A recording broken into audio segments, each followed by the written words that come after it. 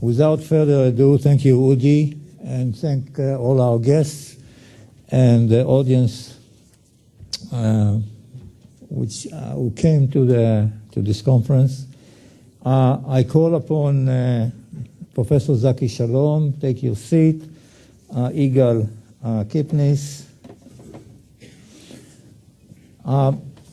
We will start with some sort of a chronological order and speak about the period preceding the 1973 war itself, and then move to the events as they unfolded after the start of the war.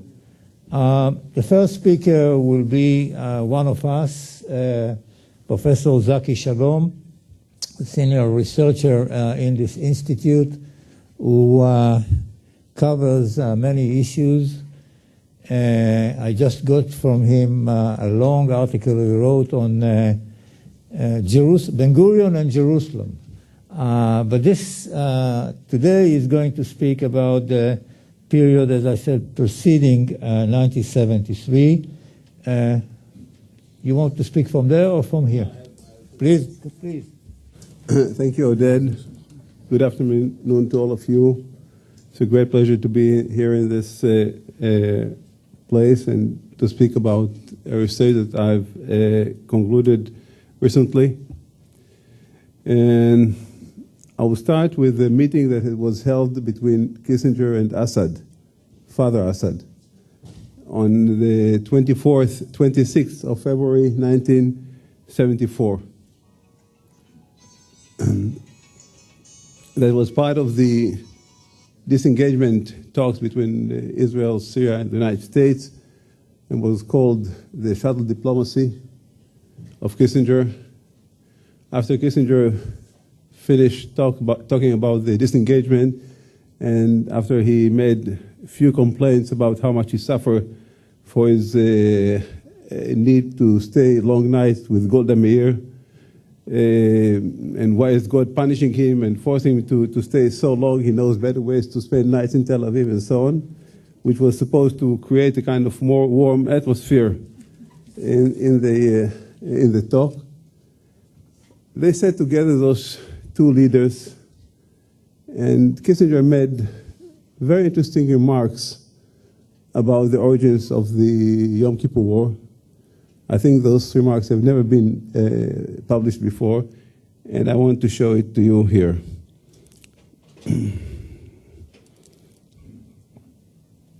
Here's what he says. There was a plan to move the peace process before the outbreak of the Yom Kippur War, but there was never anything to negotiate about. If you had not started, you the Arabs, the war, I would have started a diplomatic offensive in November. But it would have failed. Without the war, it would have failed. So I would have to say that military action were necessary. I did not recommend them, the military actions. I would have made an effort to move the peace process, but it would have not succeeded. I did not think the Arabs could have settled without restoring their dignity. President Assad, true. Kissinger, and the Israelis could not have settled without a military setback. When the war started, the Israelis thought it would take 3 days to defeat both Egypt and Syria. They sent a message: our military have never lied to us or to themselves. Therefore, I proposed a resolution to the Security Council for return to the October 6th line. I thought in 48 hours Israel would be across it. I was wrong. So it's made thinking, what we see here in front of us is an attempt, in my view, of Kissinger to relieve himself from any responsibility to the war. Because if the Israelis were stubborn and rigid and unflexible, and they needed a setback, and the Arabs have to restore their dignity, then the United States acted properly, and actually not only should not be criticized for not moving the peace process, but maybe she should be even praised for making the war possible. because, as he says, the war was necessary to move the peace process. I think this attempt by Kissinger to defend himself and to defend his policy is not convincing. I think the United States, and especially the Nixon administration, bears responsibility for the outbreak of the war. I don't want to say major responsibility, but at least it's responsibility for the outbreak of the war. I know, and I will try to prove it here, that the United States carried out a policy of stalemate during this period, a policy which was geared to preserve the status quo between Israel and the Arab states. This policy was undertaken mainly because the United States administration during this period of time thought that this would serve best US interests vis-a-vis the Russians, the Soviet Union. Maybe it was true, but eventually we were those who paid the price. We deal here with a person, US Secretary of State, who won, rightly so, the Nobel Peace Prize. And to me it seems a bit disturbing that when he talks about a war as the Yom Kippur War, this is not a limited operation in Syria. This is the war that shattered the Middle East, and even the international community has brought about the death of thousands of Israelis, Egyptian, Syrians, and brought even the big powers close to a confrontation between themselves. And to say that this is necessary, it seems to me a bit disturbing. I think that nations can gain their dignity and respect much better in other ways.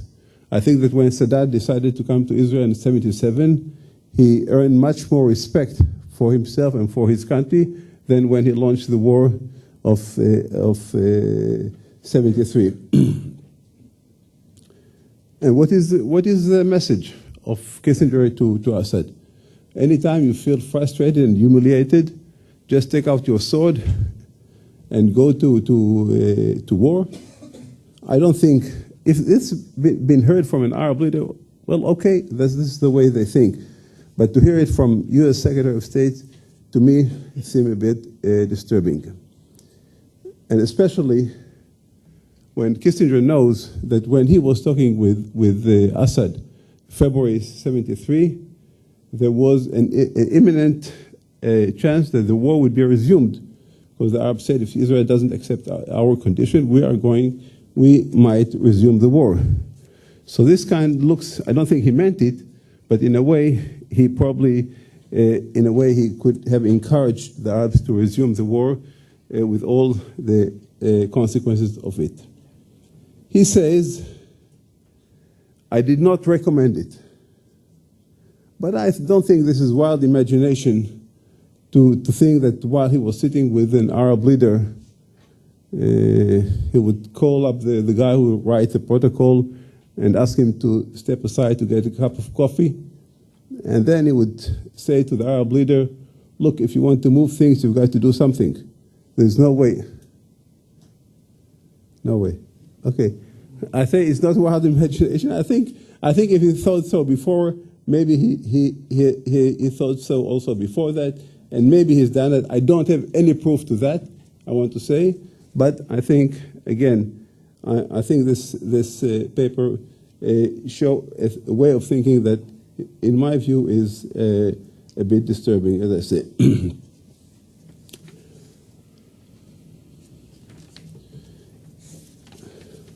Now, with regard to the Israelis, did Israel really need a setback as it got in 73 in order to change its policy? Well, I think there are two aspects to that.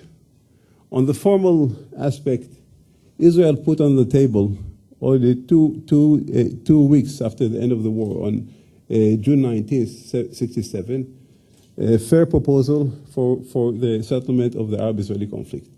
The proposal contemplated that Israel would be ready to withdraw to the 5th June 67 borders, both with Egypt and with Syria, and that those areas would be demilitarized, and that the question of the West Bank would be given a different treatment. Maybe it's not an idealistic program, but at least it's a good starting point. This proposal was delivered to the Arab states, and as far as we know, they have totally rejected it. But if you ask me, was that the real Israeli position?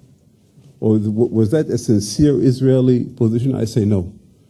I say no. I think that most of the Israelis, both in the leadership and in the public, somehow fell in love with our control of the territories. And Israel didn't really want to lose its control over the territories. But we have to say it frankly, Israel's position was never really challenged. During the period between 67 and 73, there was no Arab proposal similar to that was put before Israelis between 77 and 79. There was no offer for a comprehensive peace with diplomatic relation and commerce as Sadat put it before us between 77 and 73. There were talks about non-belligerency, interim agreements, and so on, but there was never any kind of proposal for comprehensive peace settlement. I must say that I think the fault of Israel stemmed from the fact that we over-exaggerated the outcome of the Six-Day War. I think we over-exaggerated the victory. Yes, there was a victory in the Six-Day War. Yes, we defeated 3 Arab armies. Yes, we conquered their lands, but we didn't achieve the main goal of each war, namely deterrence. We did not deter the Egyptians. We didn't deter the Arab states. The war of partition began shortly after the end of the war, and many of you here recall that 3 months after the end of the war, on 21st, I think, of October 67, the Egyptian launched missile on Israeli destroyer Elad and killed 47 Israeli soldiers, which is known to be a kind of warlike operation. And the war dragged on until 1970, August 1970, when we achieved a kind of ceasefire between us and Egypt. Kissinger mentions a conversation he had with Abba Evan on October 4th, 73, that is 2 days before the outbreak of the war. He met Abba Evan in New York, and Abba Evan was known to be the most moderate, probably, minister in the Israeli government. And when Kissinger asked him, what can we do to move ahead the peace process? Here's the answer of Abba Evan: the best thing you can do is just leave us alone. So this was the response of Israel, and I think this really reflects the atmosphere in Israel. I think, as Udi said, there was a lot of euphoria, a lot of overconfidence, and hopefully this will not be repeated again during our days. Now, as you know, the most comprehensive attempt to bring about a settlement was the Rogers Plan. Rogers Plan was, in my view, not an appropriate plan because it didn't contemplate a real peace between Israel and the Arab states. It, so to speak, spoke about kind of non-belligerency between us and the Arab states. And Israel, under Golda Meir, obviously opposed it. But what is not known to the public, and what I want to show here, is that the Rogers Plan was aborted even before it came to the air. On September 1969, kind of half a year after Golda Meir became prime minister, after Eshkol died, she came to the United States. to meet President Nixon and Henry Kissinger. And she was not satisfied. She already heard the rumors about what's going to be the plan of the United States for a settlement. And she was sitting with President Nixon, and she told him, "We will not accept this kind of plan. We will not be ready to withdraw to the 67 borders." And the president tried to appease her. His message is, "Madame, don't worry too much. In any case, nothing is going to come out of it. I have to do it, among others, for internal reasons. I'm attacked by liberals in my country, and I have to show that I'm doing something to move the peace." And then he said, "Nasser has to pay the price for initiating the War of '67." At the end of this meeting, two understandings were concluded between Israel and the United States. One is known, and this related to Dimona, to the Israel nuclear activity. According to, as we say, foreign sources, there was an understanding between Israel and the United States that Israel will inform the United States of its activities in Dimona, and the United States will not pressure us to sign the NPT. 40 years after that, understanding was undertaken. President Obama, on July 6, 2010, after a meeting with Benjamin Netanyahu, made the following statement, which I would like you to read. To look, "We strongly believe that given its size, its history, the region that it's in, and the threats that are leveled against it, that Israel has unique security requirements. It's got to be able to respond to threats or any combination of threats in the region, and that's why we remain unwavering in our commitment to Israel's security. And the United States will never ask Israel to take any steps that would undermine their security interests." I'm giving you this word of President Obama because only few knows that when the Dimona issue exploded in the early 60s, there was big fear in Israel on how we deal with the United States and what we're going to do with the U.S. inspectors who are about to come here. And Golda Meir was the only voice in the government who said, "I don't think we have to fear from the Americans. I think we have to tell them the truth of what we are doing in Dimona, and they will understand us." And at that time, nobody listened to her. But when she came when she became prime minister, that's exactly what she did.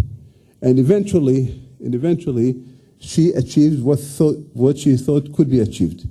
And I'm giving you this document because I think that if she has heard Obama deep under the ground where she is now, I think she's laughing with great joy and satisfaction.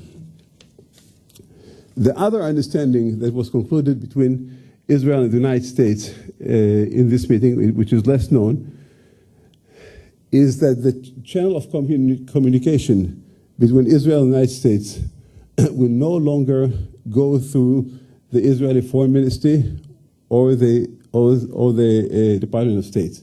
From now on, when Nixon wants to deliver a message to Golda, he will deliver it to Kissinger to Rabin, the ambassador, Rabin to Dinitz, and Dinitz to Golda, and vice versa.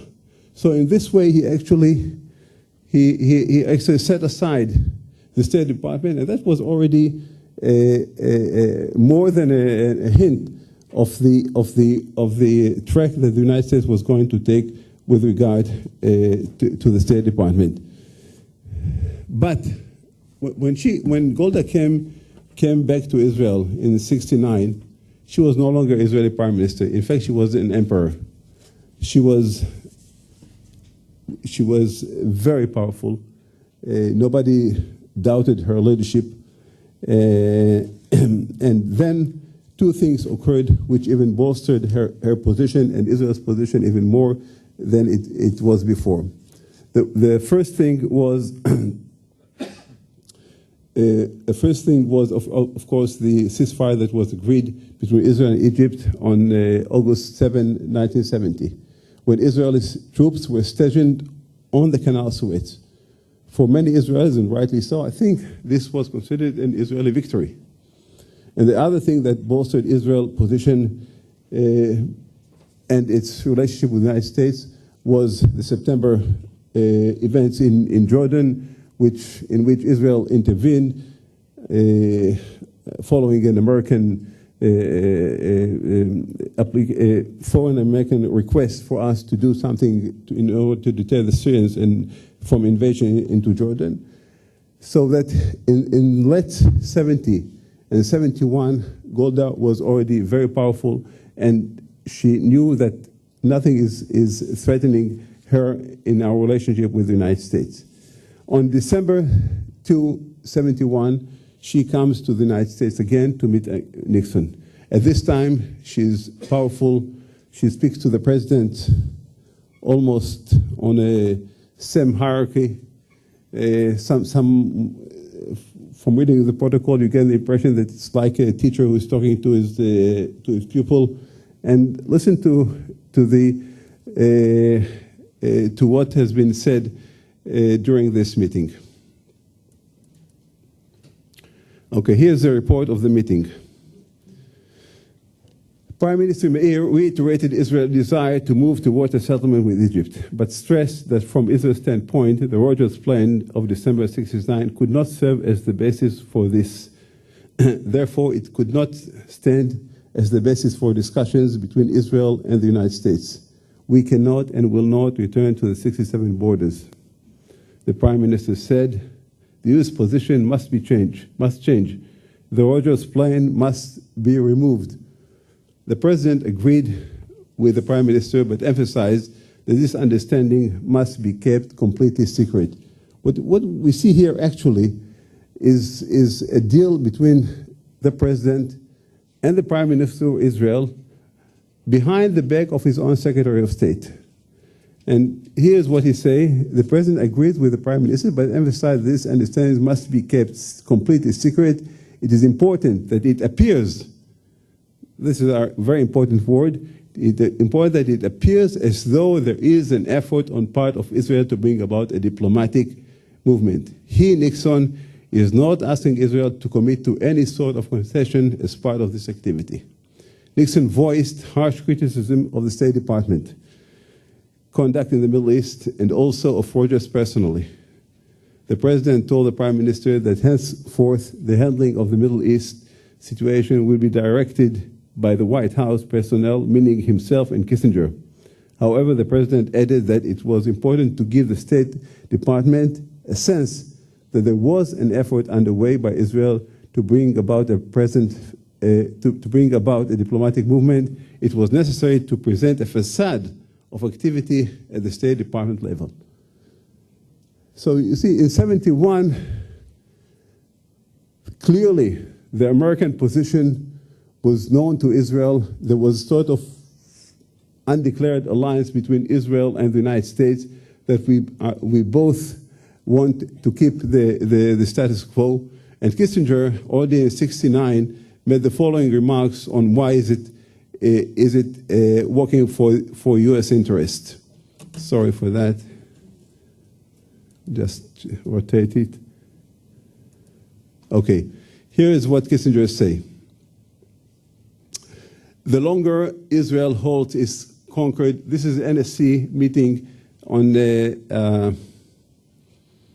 December 1969. The longer Israel holds its conquered Arab territory, the longer the Soviets cannot deliver what the Arabs want. As the time drags on, the Arabs must begin to conclude that friendship with the Soviet Union is not very helpful, that it led to two defeats, one which the United States rescued the Arabs from, and continued impotence in regarding what they have lost. And the President said the question is what the UR pays for its role in bringing the war.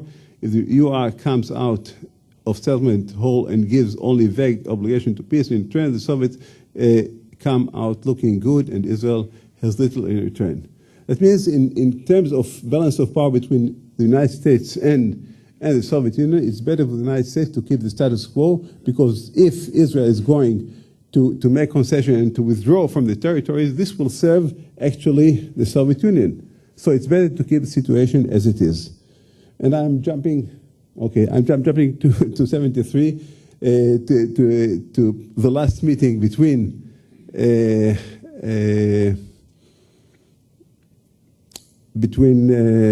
Nixon and Golda Meir. Just before the meeting, President Nixon called upon Rabin and gave him this 4-point. A meeting between Ambassador Rabin and Henry Kissinger, February 5, 73, in the MEP room. Rabin summarized the main points of meeting he had with President Nixon regarding a future visit of Golda Meir to the U.S. A, the President would like to see a movement in the right direction in the Middle East. B, he had no ideas how to move it. C, the President would be more than glad to hear from the Prime Minister if she had any ideas. D, which is more important, the President would understand if she did not have any. Okay, so this is before he is kind of giving him order that she doesn't have to do to present anything in this regard.